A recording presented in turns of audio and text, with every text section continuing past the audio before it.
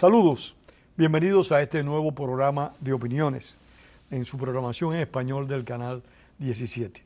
Hoy tenemos de invitado a un viejo amigo de esta casa y amigo personal también, al politólogo boliviano Carlos Sánchez Berzaíns, director ejecutivo del Instituto Interamericano para la Democracia. Con Carlos vamos a abordar un tema que para mí tiene una gran relevancia: las sobrevivencias de las dictaduras castrochavistas y también cómo estos estados, estas dictaduras, manejan el terrorismo de Estado. Carlos, bienvenido. Gracias, Pedro. Gracias. ¿Por qué sobreviven tanto los regímenes que tienen la estirpe castrochavista? Tenemos Ortega, que ha cometido un sinfín de tropelías en las últimas semanas. Tenemos el régimen de Cuba, que tiene 64 años y contando. El de Colombia, el de Venezuela, perdón. Colombia es una amenaza. El de Venezuela, que pasa de 20, y el de Bolivia, que tiene también unos cuantos años. Sí, pasó por ahí el Ecuador, además, con una dictadura un poco más de 10 años con Correa.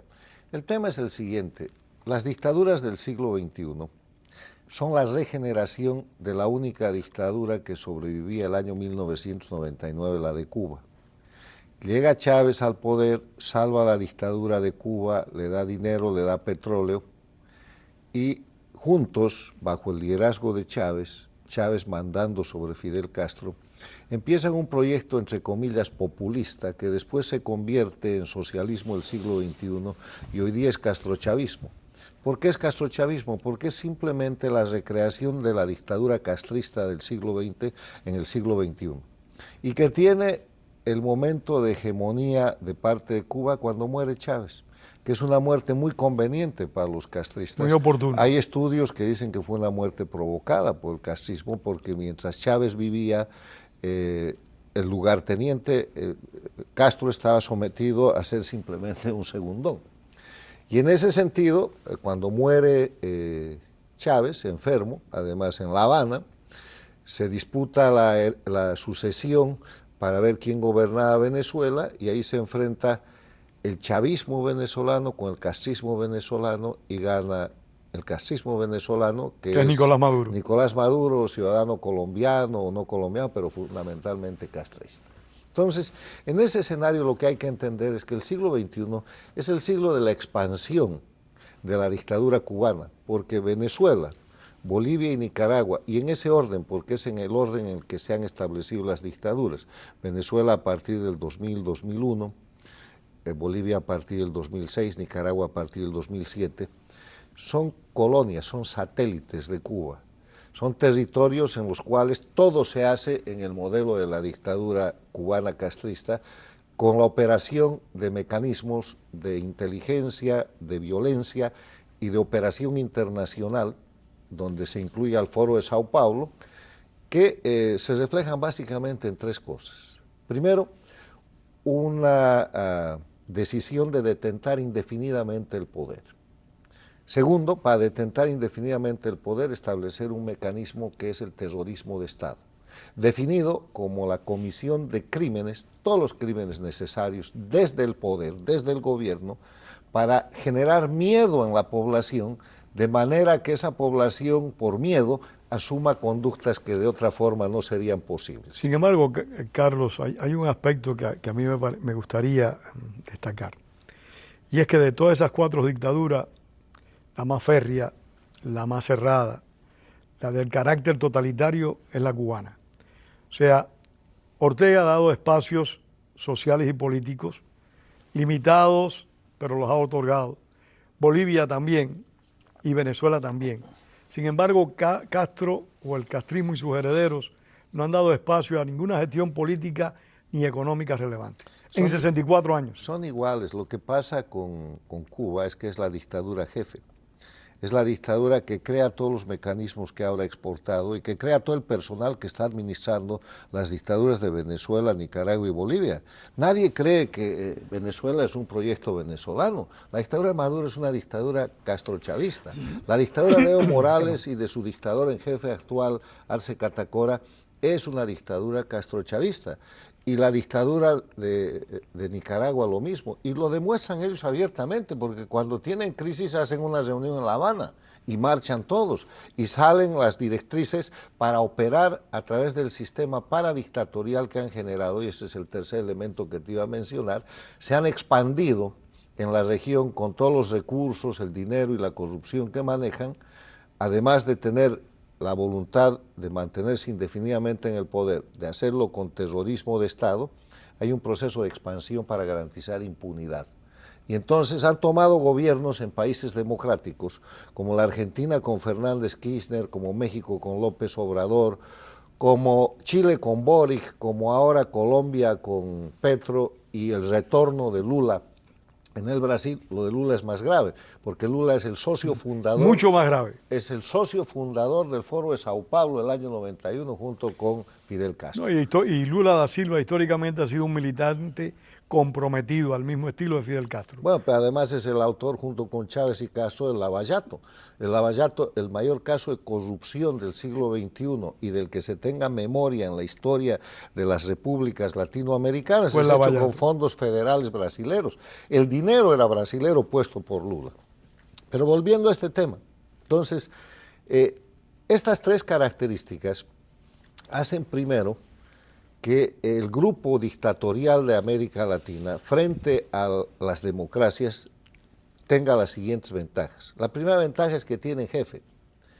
No tienen unidad, tienen jefe, tienen una solidez de rumbo estratégico, de tentar indefinidamente el poder, mantener impunidad, y para eso hacen lo que tengan que hacer, y lo que tengan que hacer de nuevo se llama terrorismo de Estado, que no es un concepto menor, porque en el terrorismo de Estado está el apresamiento, la manipulación judicial, la tortura, los presos políticos, las ejecuciones, los asesinatos, crímenes de lesa humanidad, que acabamos de ver el ejemplo hace unas semanas, cuando el dictador de Nicaragua destierra a 222 nicaragüenses y les quita la nacionalidad. Y mientras hace eso, sentencia 26 años de cárcel al obispo auxiliar. A un sacerdote como si hubiera cometido un crimen. Bueno, entonces, de eso se trata.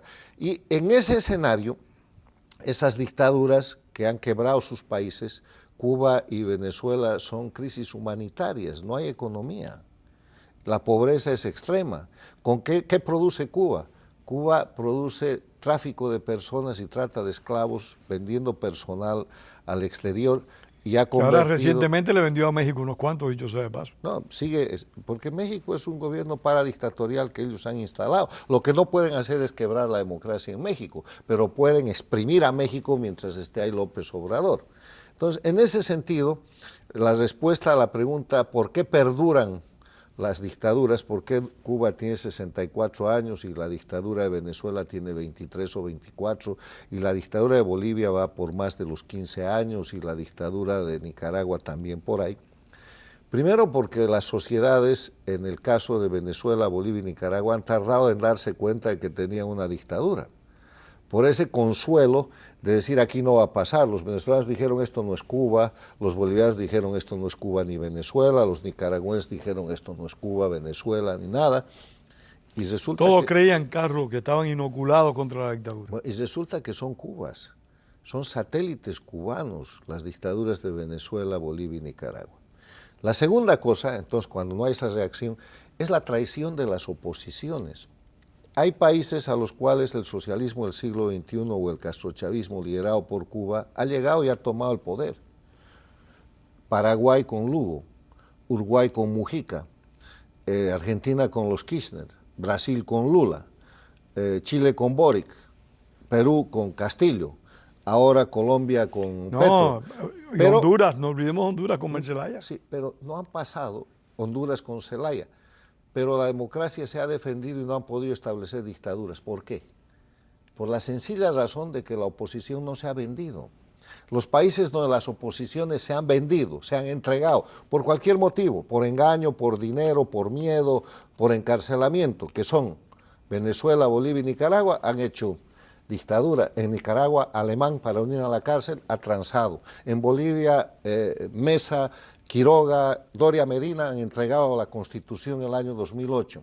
En Venezuela la lista es mucho más larga. Es larga y penosa. Pero además de esa alta traición de la oposición que se convierte en oposición funcional y traiciona a la democracia porque la entrega, ya sea por vía de asamblea constituyente o por vía de reforma constitucional como en Nicaragua, está la burguesía que se acomoda y se entrega para hacer negocios con la dictadura y se vuelven más ricos que nunca. El mejor ejemplo ha sido en este caso Nicaragua y Venezuela.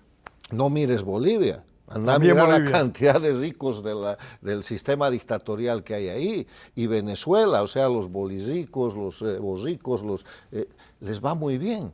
Pero quiebran el sentido democrático que tienen que tener los y a la larga son cómplices, élites. Carlos, no solo el sentido democrático, es que son cómplices de dictadura. Ok, así, entonces tienes cómplices políticos, oposición funcional, y cómplices empresariales. Ok, empresariales, la burguesía, y hay un elemento más. O sea, los países que han resistido la dictadura tienen prensa libre. Una prensa que es la última trinchera y que nunca abandona. Mira Argentina. En Argentina los intentos son cada vez más duros, pero no hacen concesiones. La prensa libre resiste. Hay que reconocerlo. Okay. Y la prensa en el Perú resiste, y la prensa en el Paraguay, y la prensa en el Brasil, y la prensa en Chile. En cambio, dominando la burguesía en países como Venezuela, como Bolivia y Nicaragua, se han apoderado de los medios de comunicación y han destrozado la libertad de prensa de los periodistas independientes. O sea, son las tres trincheras que liquidan los castrochavistas y que les han permitido hacer de Venezuela, Bolivia y Nicaragua dictaduras. No van a hacer nunca una dictadura en el Brasil. En la Argentina han fracasado y seguirán fracasando. En Chile están fracasando. En septiembre del año pasado el 62% de los chilenos les han dicho no a su constitución plurinacional. Colombia está en plena lucha. El Perú está siendo ensangrentado, pero resiste. O sea, porque hay tres elementos fundamentales: oposición democrática, burguesía y economía consciente de lo que es la libertad. De lo que van a perder si hacen concesiones. Ok, porque además ya tienen la experiencia. Entonces de eso se trata. Y en la otra mano hay que hablar de un factor que es importante. Las dictaduras tienen resistencia civil. El pueblo en Cuba está levantado desde siempre, pero un hito es el 11 de julio del 2021 y por eso hoy día hay más de 1.070 presos políticos. Es increíble la cantidad de presos políticos que hay en Cuba, pero 64 años después. Es que los levantamientos siguen. Tú sabes que el reporte de Prisoner Defenders y otras instituciones muestra que el número de protestas, en vez de disminuir, han aumentado desde el 11 de julio del año 2021. O sea, el pueblo está levantado. Lo mismo que en Nicaragua, por eso han metido tanto preso. En Bolivia ha habido un paro de 36 días en Santa Cruz y la resistencia civil sigue. En Venezuela los maestros, los jóvenes, los universitarios, los siguen metiendo presos, pero sigue habiendo resistencia civil. ¿Qué falta ahí? El liderazgo, que o está asustado o está vendido. Pero te demuestro eso para presentar el otro elemento, que es el elemento internacional. Los líderes políticos, los gobiernos democráticos y los organismos internacionales que forman parte de un sistema que está hecho para no permitir nada de esto. ¿Y por qué lo permiten? Bueno, lo permiten porque así como hay, en mi opinión, terrorismo de Estado para asustar a los ciudadanos, hay un terrorismo diplomático. Hay un terrorismo con el cual se va a países y dice: usted quiere tener secuestro, quiere tener guerrilla, usted amenazan la estabilidad de los países y producen cosas como las que han producido en octubre del 2019 en el Ecuador, tratando de darle un golpe de Estado a Lenín Moreno, que te paralizan el país. O producen cosas como el golpe de Estado del 2003 en Bolivia, que fue un éxito para ellos, o producen cosas como el 2019 en Chile, que incendian Chile a partir del... y en Colombia lo hicieron también en el 2019, levantaron el país. Y sigue. Entonces, hay terrorismo que a veces hay gobernantes que prefieren tolerar las dictaduras, no meterse en problemas con Cuba, mantener relaciones diplomáticas con el crimen organizado, que es el jefe de todo este sistema que es el régimen cubano, y eso hace que incumplan sus obligaciones internacionales, que son las siguientes. Todos estos dictadores que están cometiendo crímenes de lesa humanidad deberían estar en el tribunal del Estatuto de Roma procesados. No deberían ser tratados como jefes de Estado ni como jefes de gobierno. Segundo, Todos los países democráticos con sus leyes deberían estar aplicando la Convención de Palermo como a criminales comunes a estos. Los Díaz-Canel, los Morales, los Arce Catacora, los Maduro, los Ortega Murillo. Ortega y todos sus grupos, porque son grupos estructurados de crimen organizado, y para eso está hecha la Convención de Palermo. Y el único país que ha aplicado eso, en el caso del cartel de los soles, es Estados Unidos, y por eso hay 15 millones de dólares de premio por la captura de Nicolás Maduro, que es el dictador de Pero es lo que no Venezuela. acabo yo de entender. La aproximación, al menos económica, entre Estados Unidos y Venezuela, con una orden de captura de que otorga 15 millones de dólares por la cabeza de Nicolás Maduro. Eso nos lleva a otro tema. Además de que los países están incumpliendo y los líderes democráticos están incumpliendo con la Carta de las Naciones Unidas, mantenimiento de paz y seguridad internacional, la Declaración de los Derechos Humanos, la Carta de Bogotá, OEA, la Carta Democrática Interamericana, el TIAR, el Estatuto Eso de te Roma. quería preguntar, Carlos, y discúlpame, tú que fuiste Una larguísima lista de instituciones que existen para esa de contención. leyes internacionales que deberían estar siendo Pero te quería preguntar del TIAR, tú que fuiste funcionario alto de un gobierno latinoamericano. El TIAR no tiene fuerza, no tiene capacidad de gestión para controlar, para reprimir un gobierno delincuente. No, porque depende de una reunión, pero tú no necesitas la fuerza para acabar con una dictadura. Yo te estaba mostrando toda esta larga lista. Que quiero decir fuerza de no en el convenios. sentido de fuerza bélica, sino fuerza legal, capacidad de gestión Sí. para arrinconar un régimen de este tipo. Pero el TIAR es un mecanismo que funciona a través de la OEA. La OEA está ahí, pero ¿qué pasa en la OEA? 34 miembros, de los cuales aliados de la dictadura ya son como 16. O sea, te desestabilizan el sistema y empiezan a arrinconar a un secretario general como Almagro, que empezó con gran auspicio, pero que ahora tiene que mantenerse en la cuerda floja. Porque ¿qué es un organismo internacional? Un organismo internacional es una reunión de estados. ¿Y quién representa De a los múltiples estados? intereses. El gobierno. Entonces, si el gobierno del Brasil con Lula, el gobierno de Chile con Boric, el gobierno de Colombia con Petro, el gobierno de Castillo en el Perú en su momento, ahora El ya de no, el Fernández en gobierno de Argentina. Bolivia, no sé qué, se tiran a defender las dictaduras dentro de la OEA, la paralizan. Y es lo que está pasando. Pero en todo caso, lo que sí te quiero decir es que es muy importante insistir en que los líderes democráticos, los gobiernos democráticos tienen que aplicar estas normas, porque es muy fácil terminar con las dictaduras de Cuba, Venezuela, Bolivia y Nicaragua, y hay que empezar por terminar con la de Cuba, porque es la dueña de todo. Se acaba la dictadura de Cuba, las demás caen solas. Esa es la cabeza del mal. Sí, las demás caen El solas. cáncer primario es ese. Y el sistema no es al estilo de los 80 o del siglo pasado, con guerrilla, con contraguerrilla, con contras, no, no. El sistema económico y el sistema jurídico internacional en un mundo globalizado y un mundo capitalista como es el mundo del siglo XXI, tú le suspendes el SWIFT a estos países, el sistema de intercambio económico para que sus bancos no puedan negociar. No, lo que le han Los hecho a Rusia, que la desfinances. tienen en una situación bastante complicada. Bueno, pero Rusia que es tan grande. Tú le haces Pero aún eso a así Cuba. la tienen complicada. Sí, pero tú haces eso a Cuba o a Cae, Nicaragua, cae. naufraga en semanas. No hay sanciones inhabilitantes, no hay sanciones efectivas. Y en lugar de hacer sanciones colectivas, señalan a Estados Unidos como si fuera el verdugo de la dictadura porque tiene unas sanciones que cada vez son menos. Pero con toda la crítica que se pueda hacer, Estados Unidos es el único país que sanciona. La Unión Europea viene después con sanciones y un poquito el Canadá. ¿Dónde están las sanciones del Brasil? ¿Dónde están las sanciones de Chile? ¿Por qué no retiran sus embajadores? Sanción política. ¿Por qué no bajan el nivel comercial? ¿Por qué México sigue comprándole piedras a Cuba y llevando médicos esclavos cometiendo crimen de lesa humanidad? Porque la esclavitud en el siglo XXI es un delito. Y yo creo que en cierta medida eso violenta también el Tratado de Libre Comercio entre Estados Unidos, México y Canadá. Ese tipo de comercio. Absolutamente. Yo creo que ha de haber en breve algún tipo de acción en la política de los Estados Unidos, porque con López Obrador México ha violentado reiteradamente el Tratado de Libre Comercio de Estados Unidos, México y Canadá, que tiene cláusula de derechos humanos. Lo ha hecho cuando recibió a Maduro y no lo apresó para mandarlo a Estados Unidos y le dio trato de jefe de Estado. lo hace tratando a la dictadura de Cuba y manteniendo negocios. Hace unos días en le países, entregó la orden más importante de México a Díaz-Canel. Pero esos son actos de sometimiento. Pobre México. Son actos de sometimiento, pero que le llevan un mensaje al pueblo que está oprimido, sí, de que su gobernante goza de espacios, disfruta de oportunidades y de respeto. Pero también te da un mensaje en el mundo libre.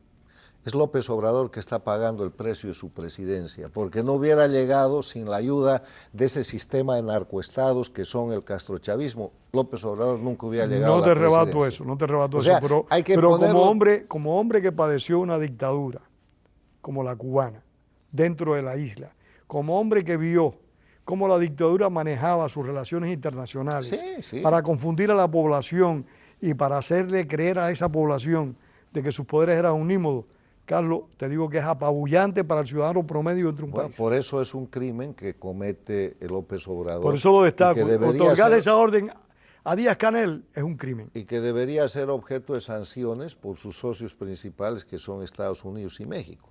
Ahora, hay cosas por hacer, pero este es el análisis de un escenario que es negativo, porque las dictaduras están sobreviviendo, la pasan muy mal, están cada vez peor, no tienen pueblo, no tienen ya narrativa. ¿Quién cree en la revolución cubana? ¿Quién cree en la revolución sandinista? ¿Quién cree en el proceso de cambio de Evo Morales? Nadie. Todo es una gigantesca farsa. No tienen economía, la gente está escapando de Cuba y de Venezuela, y las economías de Nicaragua y de Bolivia están... Y una cosa muy dolorosa en el caso cubano, Carlos, es la gran cantidad de jóvenes que están abandonando el país. O sea, Cuba va a ser en muy pocos años un pueblo totalmente viejo. Bueno, pero ahí hay otro tema. Estas dictaduras castrochavistas, el castrismo, que es la expansión con el nombre de castrismo, tiene la cualidad de producir miseria, y con la miseria produce migraciones. Y utiliza las migraciones como arma contra las democracias para debilitar a las democracias. ¿Qué hace? Manda migrantes a los Estados Unidos, manda migrantes al Chile de Piñera, manda migrantes a la Colombia y desestabiliza las economías. Pero cuando esos migrantes, con todo su esfuerzo personal, se logran estabilizar, también cobran, porque empiezan a mandar remesa a la dictadura, y es un negocio redondo. Entonces, eso es lo que hay que cortar. Ese ciclo criminal que es de alta rentabilidad para las dictaduras, también hay que cortarlo. Y la manera de cortarlo es cesando las dictaduras. No es diciendo no manden remesas, no es diciendo el problema migratorio. La migración en América Latina tiene un problema, se llama falta de democracia. Se llama dictadura de Cuba, expandida en Venezuela, Nicaragua y Bolivia, y controlando el crimen en Haití. Eso es todo. La situación de Haití es algo realmente preocupante y que llama poco la atención, Carlos. No, es gravísima la situación de Haití, porque Haití es un estado fallido, es un estado criminal, altamente influido por el crimen organizado cubano, porque todo este tema de lo que hemos descrito como castrochavismo tiene una definición, no es política, no es revolución, es crimen organizado transnacional. A mí me gusta mucho esa definición que tú aplicas, y lo has hecho con mucha frecuencia en el programa y también en los trabajos que publicas. Crimen organizado, porque son en realidad unos criminales con objetivos muy bien definidos. Mira, la regla popular es: si camina como pato, si vuela como pato, si suena como pato, es pato. Estos son criminales. Todos los días están matando a alguien, robando a alguien, traficando con algo, violentando todas las leyes. No hay norma del Código Penal que no se hayan bajado día a día, y además que reincidan. Y eso está agravado por el sistema de impunidad que ellos mismos se fabrican con sus jueces, con su narrativa y con el sistema de propaganda que tienen.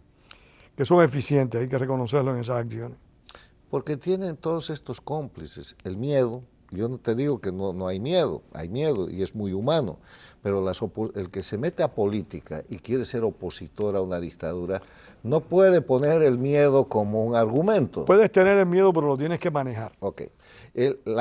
Los ricos, la burguesía o los nuevos ricos, el dinero, que es la otra herramienta, los crímenes que producen dinero, son narcoestados, y el otro tema es la tolerancia del sistema internacional, por lo que yo he venido a denominar, y quiero volver a insistir, terrorismo diplomático. Terrorismo diplomático. Que asusta a los gobiernos con las habilidades que tienen la dictadura de Cuba y sus satélites. Bueno, te hacen guerrilla, te hacen secuestro, te hacen asesinato de la reputación, te hacen manifestaciones. Eso lo ha definido un amigo mío como el clientelismo castrista. Albertini lo tiene definido de esa manera hace muchos años, que dice que desde el 59 Castro generó en toda América Latina una clientela política a su favor que le ha servido para desestabilizar, para generar problemas serios en todos los países del hemisferio. Bueno, fundó todos los ejércitos de liberación nacional. Organizó y creó las en FARC, Cuba, toda la guerrilla urbana y creó rural. en Cuba, Carlos, un aparato que se llamó Instituto Cubano de Amistad con los Pueblos, ICAT, donde los mejores carros del país, los mejores lugares del país estaban reservados a los invitados oficiales del gobierno, entre ellos el señor Salvador Allende, que montaban un Cadillac del año 60. Bueno, pero el dorado precioso. Ahora mismo, ¿dónde va Evo Morales cuando escapa de Bolivia? Va a Cuba. Y este tipo acusado en Bolivia de abuso de menores, tiene en Cuba un campo abierto. Gabriel García Márquez, ¿dónde iba? Bueno, ok. Entonces, más allá de esos detalles, ¿qué es la buena noticia? Primero, están identificados. Segundo, la democracia y la prensa libre les conoce cada vez más el paso. No tienen nada que inventar. El castrismo, el castrochavismo tiene sus notas características y sabemos de qué se trata. Hay mucha complicidad en esa prensa. Hay que esperar el momento, nada más, en que los líderes democráticos de la región y del mundo se den cuenta de que esto es una amenaza para sus países y para su vida, cosa que es cierta, la migración, el terrorismo, el narcotráfico, la sedición y la conspiración interna. Es una amenaza para todos. La vulneración electoral, el fraude electoral, son expertos en fraude electoral, y decidan aplicar las normas de derecho internacional y las dictaduras caen en semanas, sin un tiro. No es un tema de violencia. Los pueblos que están en rebeldía, en resistencia civil, necesitan la solidaridad y el cumplimiento de obligaciones, no es favor de los gobiernos democráticos y del sistema internacional. Pero no se deciden hacerlo. Va a suceder, va a suceder. ¿Tú crees que va a suceder? Va a suceder, pero claro, por inercia, porque sabes, tú puedes engañar a pocos mucho tiempo. Por egoísmo va a Tú suceder. puedes engañar a muchos poco tiempo, pero no vas a engañar a todos todo Ojalá el tiempo. sea así, Carlos Sánchez Berzaín, muy agradecido por esta charla, más que conversación, y gracias a ustedes por nosotros, por haber estado una vez más en Opiniones de su canal 17. Y como decía el apóstol José Martí, la palabra es para decir la verdad, no para encubrirla. Hasta la próxima semana. Gracias, don Carlos. Gracias, don